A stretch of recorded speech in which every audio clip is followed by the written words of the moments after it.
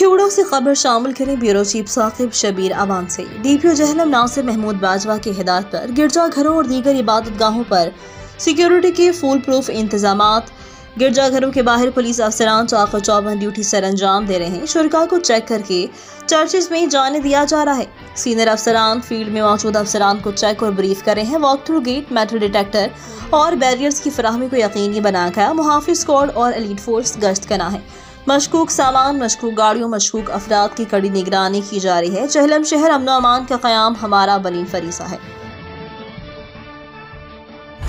अब तक के लिए इतना ही। मज़ीद खबरों से बाखबर रहने और ताज़ा अखबार पढ़ने के लिए विजिट करें हमारी वेबसाइट rednews.pk।